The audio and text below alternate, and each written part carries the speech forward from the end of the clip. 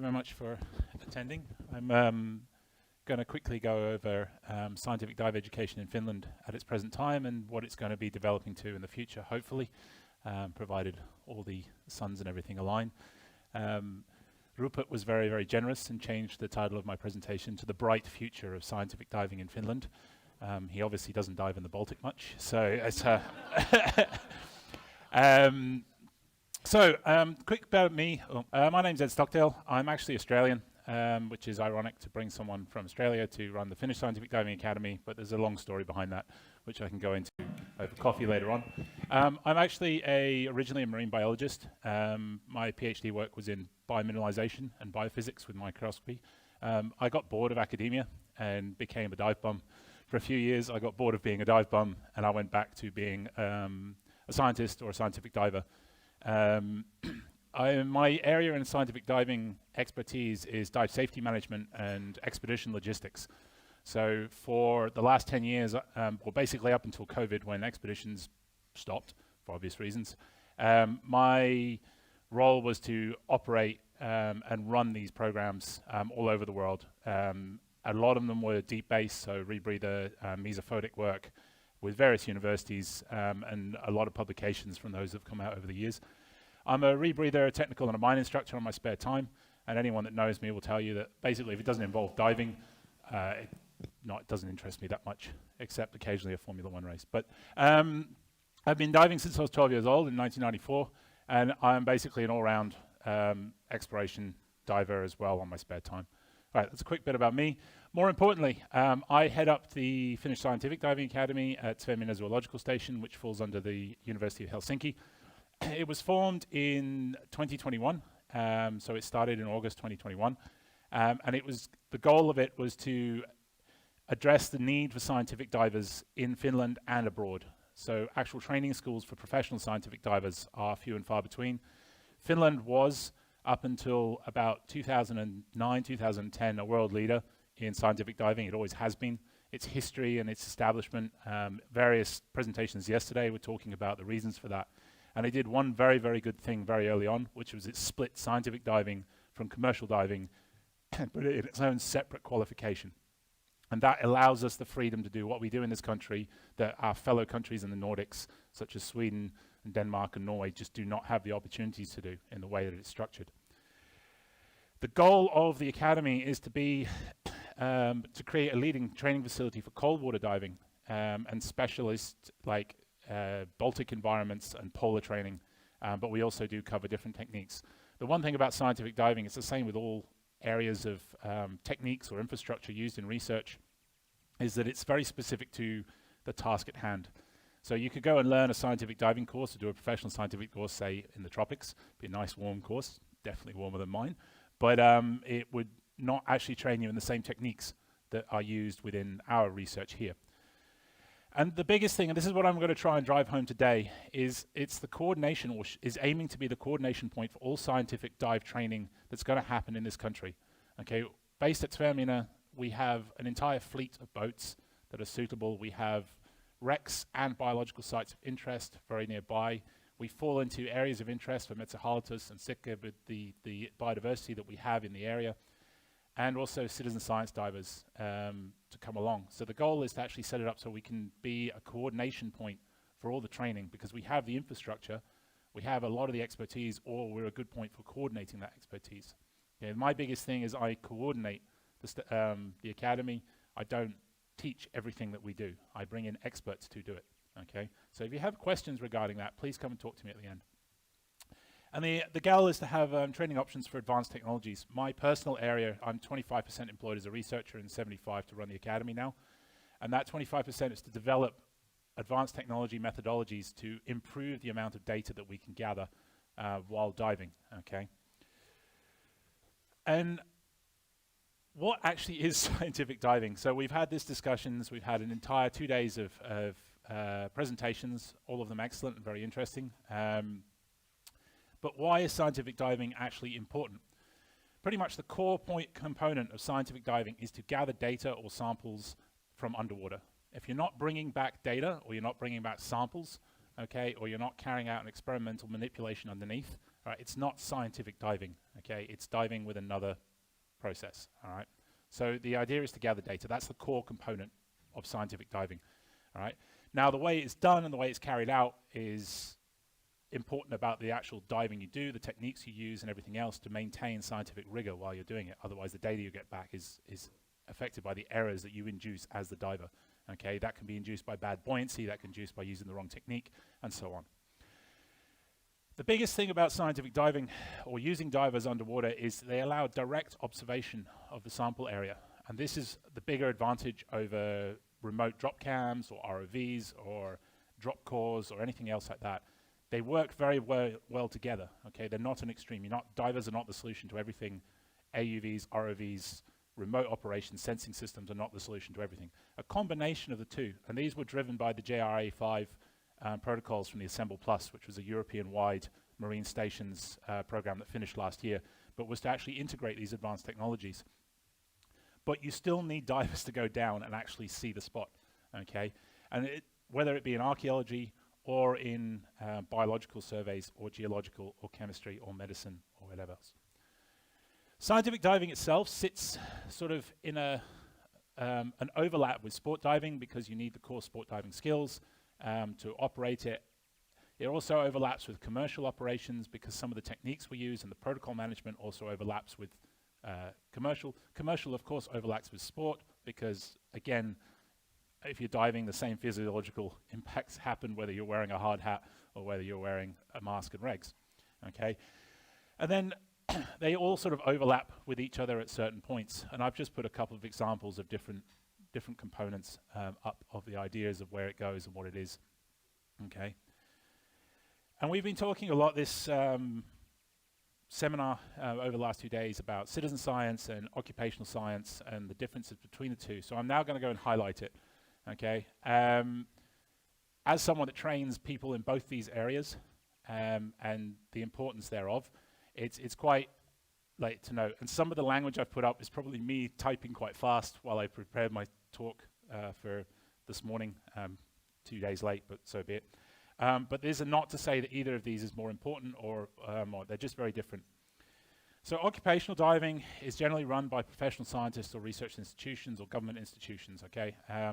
It has very strict protocol managements, and that's the important part. Project management and protocols, I brought this up yesterday in the roundtable discussion, is different to suck and sea sport diving, which can also have protocol management and organization, but it doesn't have the same sort of strict requirements.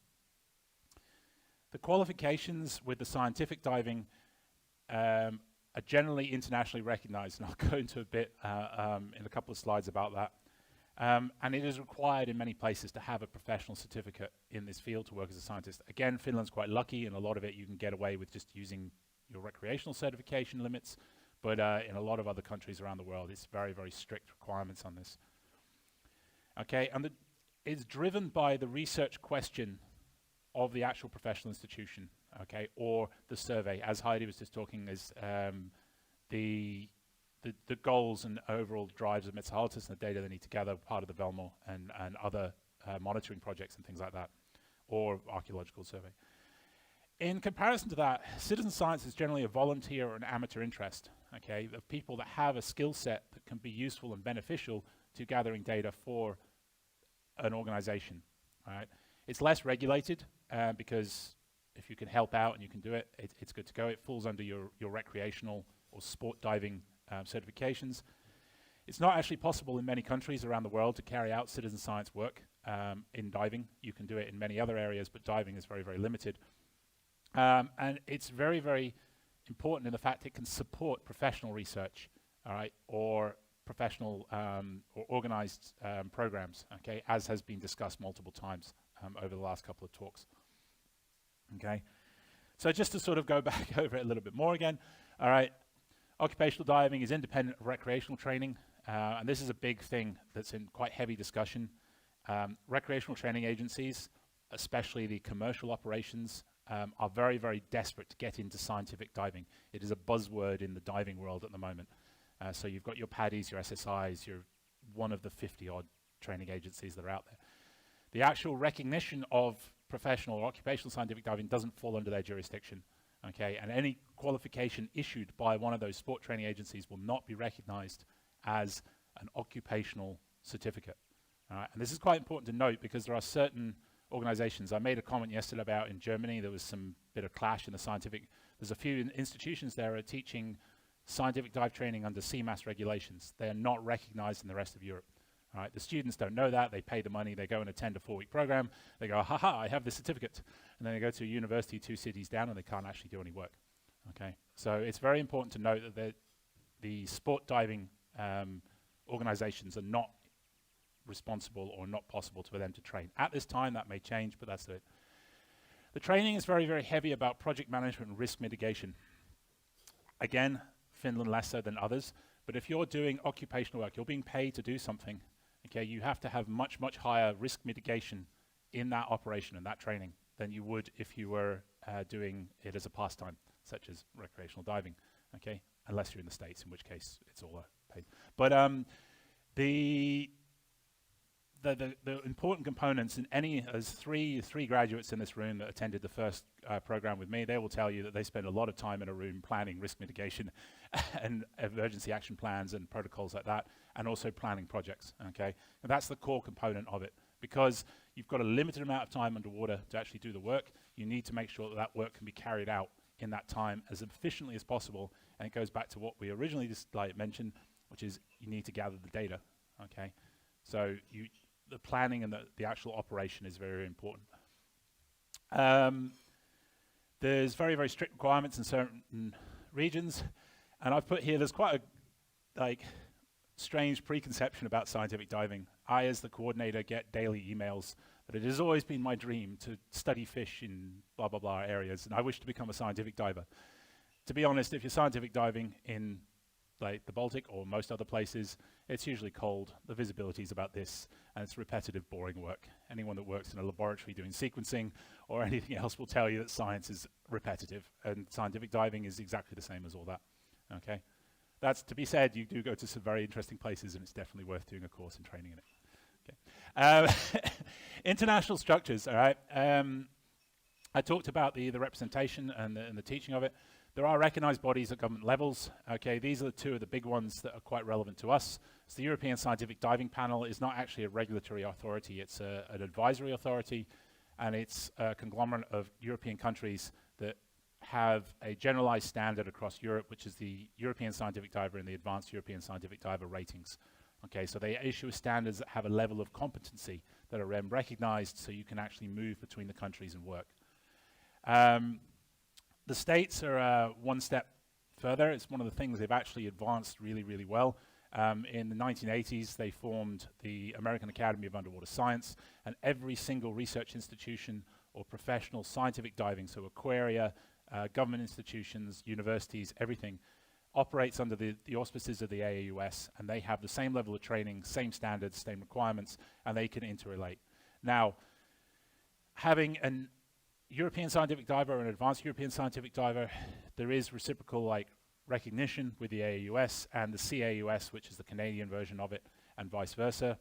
At the moment, we've managed I managed last year to get the New Zealanders to recognize the AESD that we train here is now recognized by NIWA in New Zealand. The reason we've done it in New Zealand is because Suomenlinna Station works very, very closely with New Zealand institutions. So I sort of put that through, and so on. There are lots of other of these organizations based around the world. Some countries just don't have any recognition requirements. Okay, if you go to some of the Mediterranean countries around there and various other places around the world, there are no requirements for scientific diving. In other places, it goes to the other extreme, and they're controlled by the military, for example, in Sweden, or they're controlled by oil health and safety. So then they have to follow the rules of those. Okay, so it's not a magical environment. There are the ISO standards, and they're still being developed, which is an international standards organization. It was discussed yesterday in the panel a little bit. And what we're trying to create there is a series of international standards that can then be applied so that everyone is teaching at the same level. Because I'm involved as the representative for Finland in the ISO standards, the courses that we're creating under the Finnish Scientific Diving Academy already meet and exceed those. So if and when they magically come out, we will then be able to be audited and we can then teach at that level. That's one of the big things that was missed yesterday. You have to actually have an ISO audit for your entire program, so they have to send someone, you have to pay for them to be there for the entire 6 weeks of the training program. So, but this is not going to be a magical sword that's going to solve all these problems, because national regulation and law overrides ISO, and that's the big thing. Okay. So opportunity in training, which is what this talk is all about. We have various courses. I'm pushing this up in case you have anyone that's interested. We have scholarships for the occupational scientific diver. There's 10 now funded by Oni Talas. Okay, these are for Finnish students, anyone that's attending a Finnish university. It doesn't have to be a Finnish citizen, it's just anyone attending a Finnish university can apply to attend the course that pays for your entire fees for the course and your accommodation and food for the entire course at this time. We also have entry-level programs for people that are non-divers that can do a 2-week course that then gets them ready for the occupational course. There's 2 of those a year. One starts tomorrow, actually, which is the Foundations of Scientific Diving, and they're funded as well for students. So if you have people you know who are interested in actually becoming scientific divers, especially younger marine scientists, get in contact, or yourselves if you are also interested. Okay, in comparison, citizen science diving, okay, it's recreational training related. So the citizen science programs are offered by the sport training agencies, okay, and they are recognized as having covered a certain level of experience and skills and knowledge, okay. They're very, very interesting courses. They're very, very beneficial to people that want to take their diving in a different direction, down scientific diving route. There's very low requirements except your skills and abilities to actually work in citizen science, and that controlled by whichever organization or institute that you're actually trying to work under to get those data, or in the case of just general observations while you're diving can be done as well.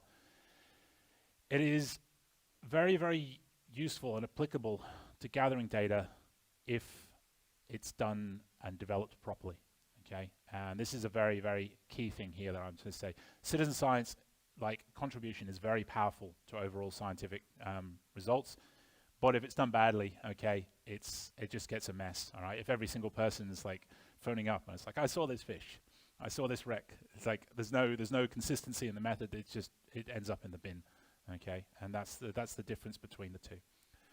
And it generally needs a dedicated training for the project that it's going with, okay? As discussed with the seagrass project, you need to specifically do training under a protocol that's been developed, okay? You can't just go there and go, haha, I'm going to move this seagrass and I'm going to stick it down there, okay? All that's going to do is kill off 2 sets of seagrass beds rather than doing anything damage, right? All right. This is my very tongue-in-cheek and Australianism. So integration of citizen science into projects is very, very beneficial. The issues and limitations are, again, the professional level requirements that do occur, okay? The level of training that the people have, and that just the will to do science is not all you need. You actually have to have some basic training in whatever it is that you're doing, okay? Having done a citizen science diver course with biological focus and then going to help with an archaeological project is probably not going to be as, or vice versa, okay? But the benefits, like I said, already are very, very strong. And we, even at Suomenlinna, are now starting up some projects that are trying to look at this and how to integrate the huge amount of diving knowledge and skill that's out there into the project itself. So, citizen science itself, I'm involved in citizen science projects that are outside of my expertise, that I do in my spare time, because diving at work is not enough. I have to dive on my spare time as well. I have one in Sweden at the moment. This is a long-term ongoing project where we're modeling a mine, mapping, recording, exploring, and it's a larger scale project with the museum that actually owns the mine. So the mine itself has a museum on top of it. And I have the role of as a museum liaison. So I found out what information they want, what images they want, what data they want. We go and then collect it for them through our project team. I'm also part of the deep project team that's starting to push the levels. So we're down to 130 meters and we're moving to 150 meters probably later this year or next year to sort of actually map, because they have no history from when the mine was flooded. So that's one of the side projects. This is a project of interest, the Biomon research project at Suomenlinna Zoological Station, which is in collaboration with Metsähallitus and Sitka, and it overlaps with Biodiversia, okay, is to set up long-term monitoring projects, including temporal scale, across Finland. And one component of that is to set up a methodology for citizen science divers to contribute to repeating a monitoring of a site. What we're doing at the moment is developing the protocols that we can use, and how they're going to work together, the data that we want. Once those protocols are done, we're then going to announce this officially. We're then going to have like a 2 or 3 day training program on those protocols so that everyone is standardized in the same method, and then we're going to let the citizen science divers loose. And hopefully they will send us lots and lots of accurate data back that we can then use for this long-term monitoring development. It's a Ministry of Environment funded project over 3 years, and that's sort of one area. And that is going to be integrating, and this also includes putting heat loggers down, doing visibility or turbidity measurements and things like that, so that these will all be included into the overall project.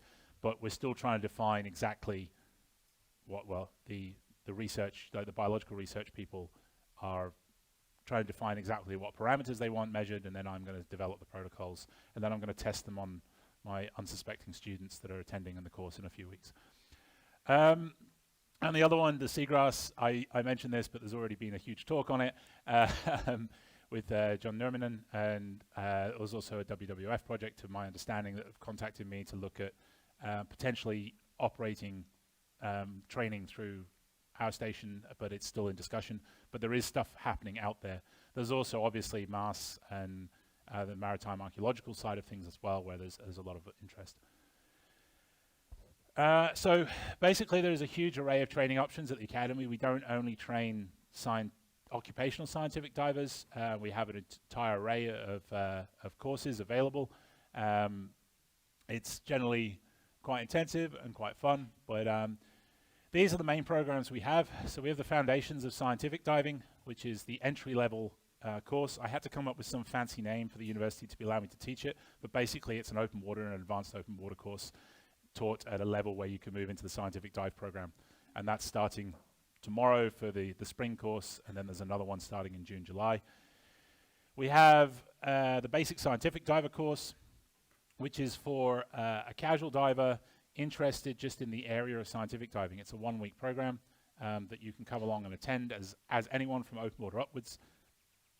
Learn a series of basic scientific diving monitoring skills, and its idea is to target citizen science training. We then have the Occupational Scientific Diver course, which is the professional qualification. It goes out at the Advanced European Scientific Diver Standards, okay, and at the end of that you will have a professional diploma in scientific diving recognized by the Finnish authorities and also by the European authorities as going through. And this is the new way that the AESD program is going to be taught in Finland, hopefully for the foreseeable future. All right, it's a highly intensive 6-week program with a 3-day examination afterwards, because it's now a higher education program. And you can talk to one of the 3 graduates about it if you want insight that's a little less biased than mine. And then the biggest thing here is that we have the advanced technologies. We've now integrated, I have a University of Helsinki now offers an actual curriculum course in the university structure at the bachelor level for scientific diving, which is quite exciting because it means diving is now going back into the higher education system. We're looking at specialist areas of training. So one of the big things is that we can create courses for people if they need it, or their organizations need it. And that's one of the big things. So there's discussions about creating an identification class for training people so they can actually work for Velmo. Or there's anyone can come and approach me at the Academy and go, right, I would like a training structure for this. Okay. Marco tried with his chainsaws, and I told him that he has to go and see a commercial diving school, because power tools is the one thing I will not touch, because that under my jurisdiction is not allowed. We have full face masks, and we also do consultancy. 2 weeks ago, we were up in Kilpisjärvi doing a consultancy work. They needed scientific divers to move some sensory system around underneath the ice and place it in certain locations and things like that. So we do all these opportunities as well.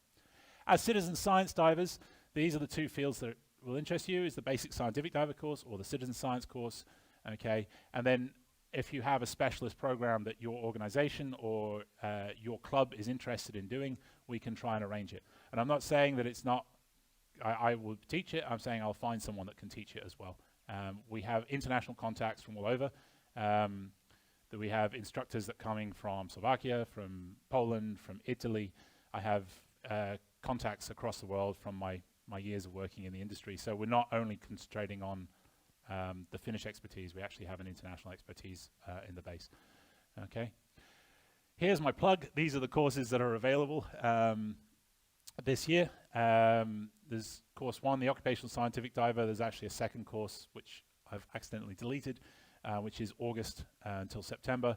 There's the first, it might be the first European scientific diver level rebreather program available. It's starting in August, so we're actually teaching the European Scientific Diver Certificate, which is again a professional diploma. It's recognized, but it's for people who are using rebreathers for their work, not open circuit. Okay, and that's of quite high interest with various people here actually attending that one as well. The basic scientific diver and citizen science course is in July because it's nice and warm and people prefer to do it then in the middle of winter. And then we have full face mask and communications training if people want to learn about those sort of skills and opportunities as well. And then, like I said, any other sort of course that can come along. We're developing a polar research diver workshop or class probably next winter. So we're going to train people in establishing on ice polar like research setup and putting holes in the ice, how to manage hypothermia, like risk and all those sort of components through that. And we have various people that are ex-Antarctic guides and coming to teach that. We have a emergency medical technician diver speciality coming, which will be a 4-week program on how to manage dive field medicine in remote areas and remote operations, which will be taught as well, and so on. So it just keeps going and going and going. I spend half my thinking day trying to come up with new programs to fulfill a need. Okay. To just incite you, this is Suomenlinna, where we're based. So this is where all the operations are and will be taught from, unless we go to other places, obviously. But yeah, and if anyone has any questions, you can check out the website or any of the social media links I've got on the bottom, or feel free to find me afterwards and I'll give you my contact details. So that is the bright future of scientific dive training in Finland, as it is. Thank you very much. Thank you very much.